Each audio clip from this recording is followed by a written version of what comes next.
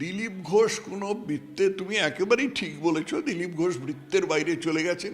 যিনি বৃত্তের বাইরে চলে গেছেন তাকে নিয়ে কি কথা বলবো, কি বলবো? আপনি বিশ্বাসঘাতক বলতে কাকে বললেন? বিশ্বাসঘাতক বলতে আমি কৈলাস বিজয়বর্গীয়কে বলেছি। আমি খুব পরিষ্কার করে বলেছি, আজকে নয়, আমি 2021 সালের মে মাসে বলেছি কৈলাস বিজয়বর্গীয় প্রধান। তো কেডিএসএ একটা টিম ছিল, কৈলাস, দিলীপ, শিবপ্রকাশ, অরবিন্দ, এই চারজন মিলে বিজেপিকে বিভিন্ন স্তরে বিজেপির পায়ে কুড়ুল মেরেছিল এবং তারই ফলে এই অবস্থা হয়েছিল আর কি। প্রধান দায়িত্বটা ছিল কৈলাস বিজয়বর্গীয়র এবং সেই জন্য তারকে নিন্দা করার ভাষা আমার নেই।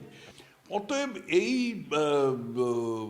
দলটার মধ্যে এই মানুষটির গুরুত্ব এত অপরিসীম যে এর বিকল্প একজন লোককে তো খাড়া করা দরকার, এবং সেই খাড়া করার মতো লোক হচ্ছে শুভেন্দু অধিকারী। আজকে তো আমাদের শ্যামাপ্রসাদ মুখার্জি নেই যে আমরা সেরকম একটা ব্যক্তিত্ব খেলা করতে পারবো, কিন্তু যারা আছেন তার মধ্যে নিঃসন্দেহে শুভেন্দু অধিকারী আমার মতে, সবাই একমত না হতে পারেন, মুখ্যমন্ত্রী পদের এবং সামনে রাখবার মতন, মমতার বিকল্প হিসেবে ভাববার মতন মানুষ।